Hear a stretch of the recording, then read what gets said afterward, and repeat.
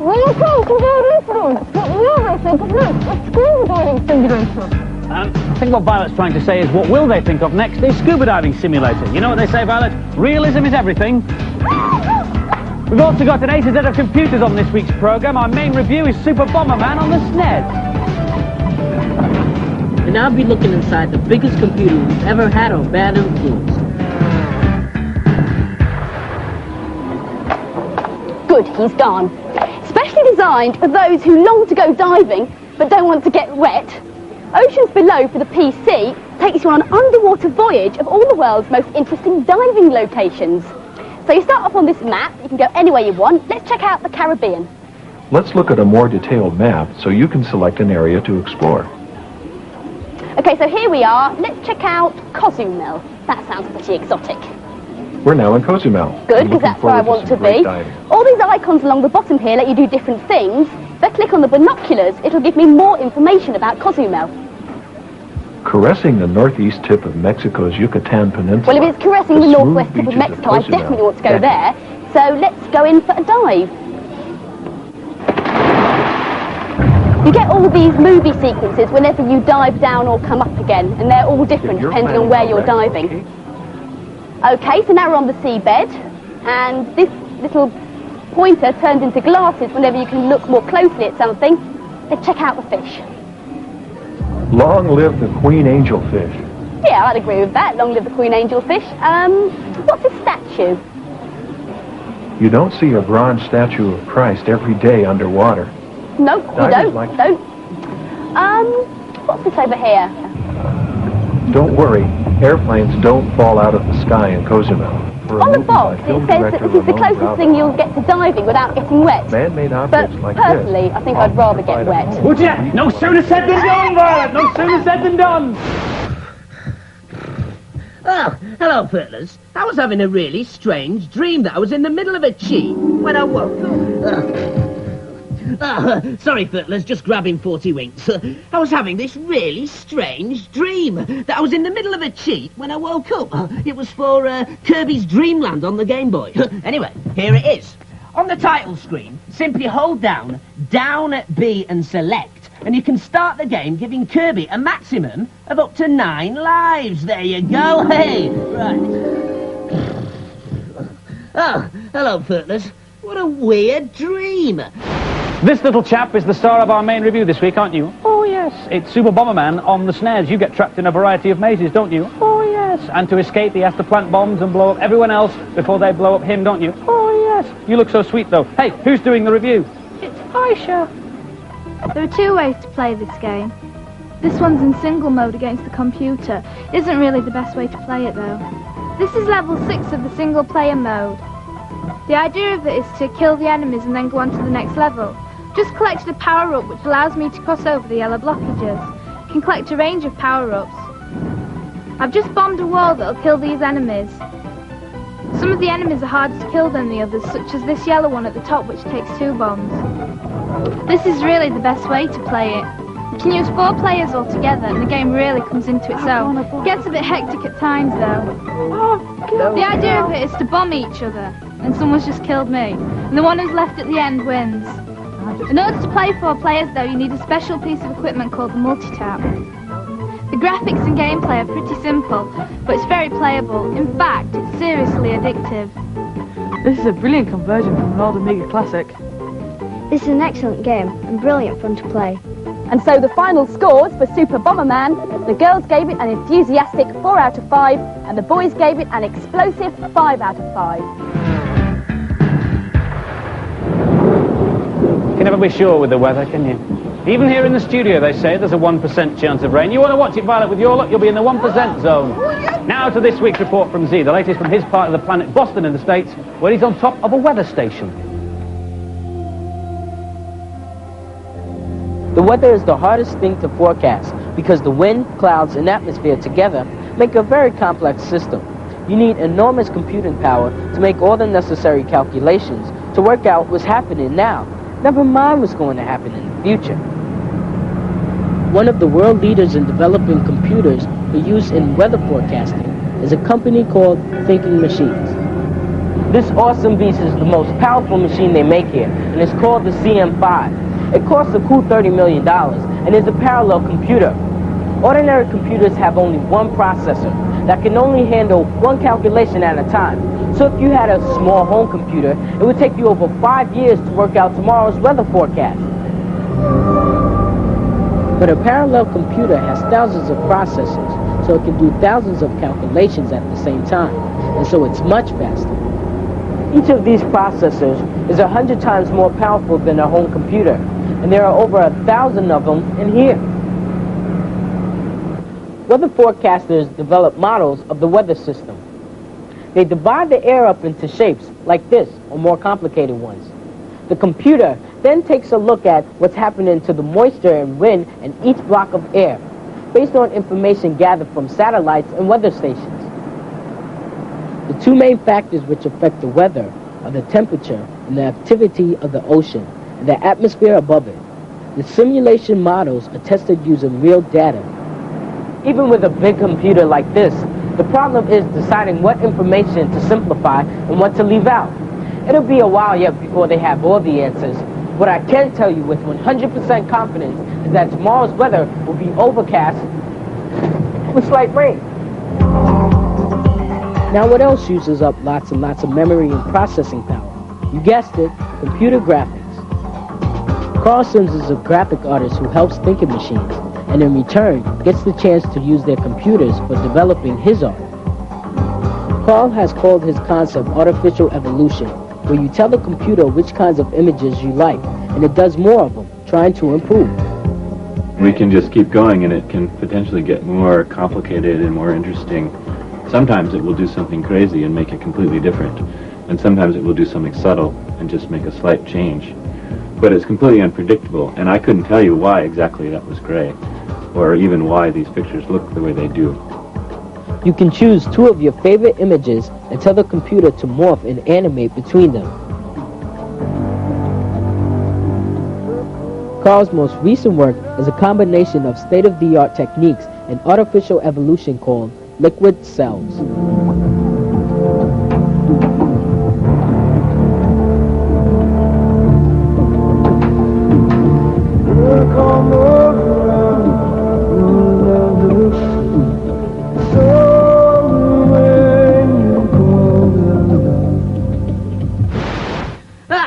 Again, Scrotty Furtless. I've built my very own supercomputer. But unlike any other Scrotty supercomputers you may have seen on this programme, I've made mine entirely out of tiny, miniature components. And this is it. I call it the Small Parallel Operations Transputer, or SPOT for short. I can program it by inserting my finger into this orifice. I think I'll ask you for a cheat for Prince of Persia on the SNES. So here we go. Prince of Persia. Ow! Ow! On the SNES. Ow! Now, once it's calculated the cheat, I can access it by doing this. On the code screen, enter H8J12 plus Y, and you'll be whisked to the end level with 15 potions ready to do battle with the Grand Vizier. So, that's H8J12 plus Y, yes, and we get to the final level, yes, with 15 potions. Hey, great! Oh no, the supercomputer, it's fallen off, it must have gone right inside. The square root of 42 is 6.4807. 465 divided by 7.9 is 58.860. The population of China is 1,083,889,000. And now for some more games reviews. Burning Rubber is yet another race game for the Amiga. This time you're whizzing around roads in Europe and the United States. Simple enough? Over to Ian. This is a very basic game with no redeeming features. The graphics are very poor and the car handles very badly, no matter which one you choose. You get this really odd view out of the car. You're looking out of your front window and you see your own car in front of you. This is the Barcelona track. After a while of watching it, the banding on the road made me feel sick, and it's really obvious that the road is moving instead of the car. The background is absolutely pathetic. There's nothing in it. There's no detail on the game, and the obstructions are really unrealistic. Nowhere in the world has these lumps of rock on it. The car looks like a cardboard cutout. It's got no perspective whatsoever. Can't see the point of this game. There are loads of good race games on every system, and this has nothing new to offer. I think I'm being more than generous giving it 1 out of 5. The graphics are rubbish and there's no playability. The graphics are poor and it's no fun to play. And the scores for Burning Rubber, not good, I'm afraid. The girls gave it 2 out of 5 and the boys a dreadful 1 out of 5. Thunderhawk is a 3D helicopter simulator for the Mega CD. You're part of a crack combat assault team whose job it is to defuse crisis situations around the world. Here's Nikesh at the controls of the AH-73M Thunderhawk. This game's been around in the Amiga for a couple of years now, and it's been revamped and restyled for the Mega CD, and it looks better than ever. The aim in this level is to destroy all the pirates in the South China Seas. I have to destroy gunboats. As you can see, the graphics are excellent, as is the sound. However, due to the limited amount of colours, sometimes it's hard to see where your targets are. The sound is telling you in which direction to go. It warns you if you're going off course. There's many missions in this game, about 50 in all. You have very many different targets. You have to destroy gunboats, tanks, communication centres, even the odd aeroplane. It's fast, it's playable. It's the best game yet for the Mega CD. Unmissable. I love the music, and the graphics are fantastic. It's worth getting a Mega CD for. It's a heroic game with brilliant music and amazing scrolling. It's great fun. And the scores for Thunderhawk, the girls gave it full marks, 5 out of 5, but the boys marked it down slightly for having less than perfect control, 4 out of 5 from them. Bad Influence now presents the definitive A to Z guide of computers and computing, starting with A. Well, that's easy. A is for Andy, the young, immensely talented presenter of Bad Influence. B stands for Boss, also known as end-of-level baddie. That's the big mean character in the game that always seems to get you just when you've nearly finished the level. C is for console or computer. On a console like the Mega Drive or the SNES, you can generally only play games, but on a computer, like the Atari ST here, you get software packages that let you run things like word processor, computer-aided design, or this, a paint package. D is for disk. Compact, floppy, or hard. They all do the same thing, that is store information. The difference between them is how much information they can store. A floppy disk can hold as much information as half a telephone directory. An average hard disk, which is normally found installed inside a computer, can hold as much information as 100 telephone directories. And a compact disk can hold 5 times as much again. E is for exclusive, something we do a lot on this programme, that is, show you things that you haven't seen anywhere else. Like this, Dragon's Revenge, the follow-up to the brilliant Mega Drive pinball game Dragon's Fury. F stands for Fertler. That's someone who thinks there's nothing as much fun as tinkering with the innards of a computer. They tend to be rather badly dressed, like our chief techie Fertler, Matthew. G is for graphics, an easy one this. Graphics are just any picture that you see on the screen. H is for hardware, the opposite of software. Hardware is any machine on which you can run a program or play a game, like a computer or a console. Software is the actual games and programs that you run on it. Oh, and not forgetting wetware. That's what Fertlers, in a pathetic attempt at humour, call their brains. I is for interactive, the new buzzword in computing that doesn't really mean anything. J is for joysticks and joypads. Both do the same thing. They let you control a character or an object on screen.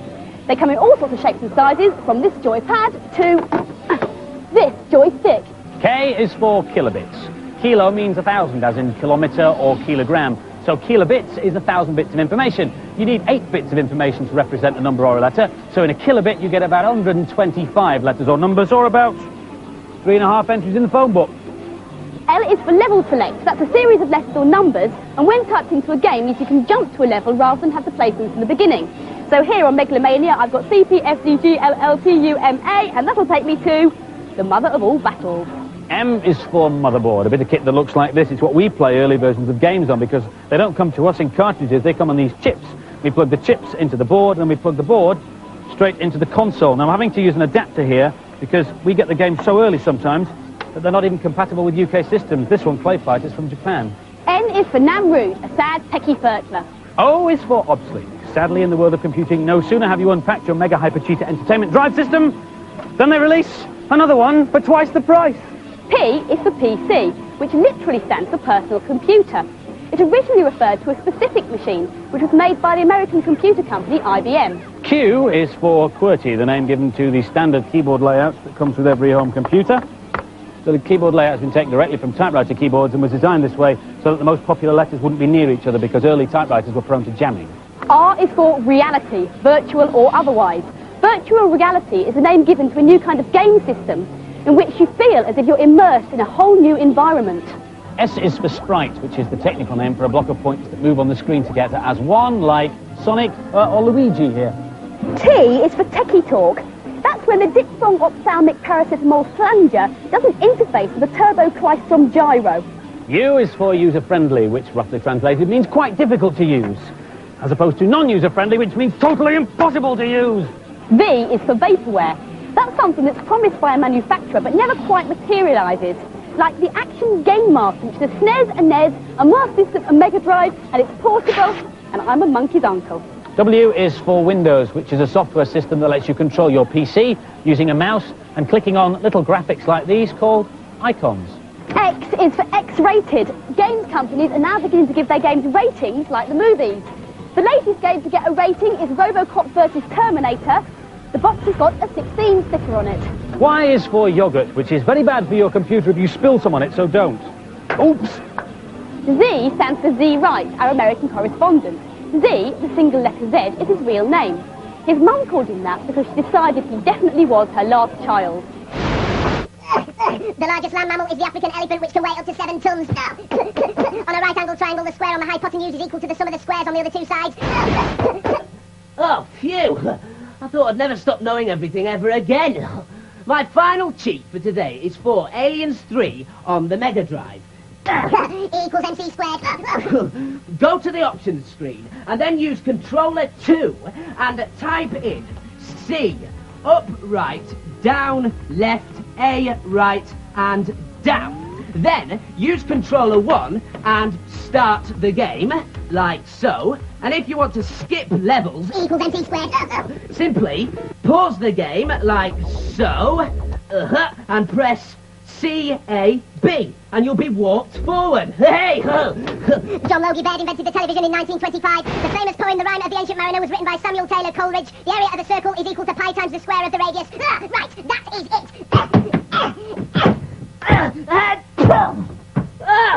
It's out! I've done it! What a relief! Andy, Violet, would you like a go on my computer? It's not likely, now. If you want to read the data blast, set your video recorder going now. Last week's competition prize was Sonic Spinball and the Mega Drive, and the competition question was, in what year was the Gunpowder Plot? The answer's 1605, and our winner, Simon Cushing from Norwich. Well done. 10 runners-up will receive Bad Influence T-shirts, and your names are going across the screen now. This week's competition prize is a SNES and a whole bag full of Super Bomberman goodies, including the game and the multi-tap. The question is, what does SCUBA stand for? Phone in your answers on 0891 700 100. Calls will cost no more than 25p, but make sure you get permission first from whoever pays the phone bill. Lines will close at midnight on Monday. And finally, has anyone ever told you that you play computer games for too long? Oh, come on, they must have done it one time or another. Well, now I'm sad to say the forces of dullness have a new secret weapon.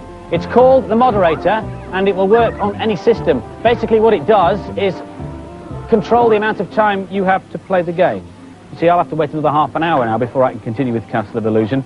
What the moderator is basically an electronic time switch, and inside we've got the console's mains lead sealed in and some switches that control the on and off time periods. Be careful though, it's not been approved by the console manufacturer, so if you're using your system with the moderator and it goes down the tubes, it might invalidate your guarantee. If you do what I've done and tamper with it, you'll be in big trouble because you can't get the seals back on again. There's also electronic jiggery-pokery inside which will shut the whole system down if you start meddling with it. It seems a shame that parents who buy this can't trust their offspring to stop playing games when it's time to do their homework or when they've had enough. And the thing doesn't even tell you when it's about to shut the power off, so you can't save your game. I bet it won't be top of your Santa list, but there are some parents, I'm sure, who will shell out $49.99 when the thing is released later this month. Nice and dry, Andy. Oh, what? No! Bye. Bye.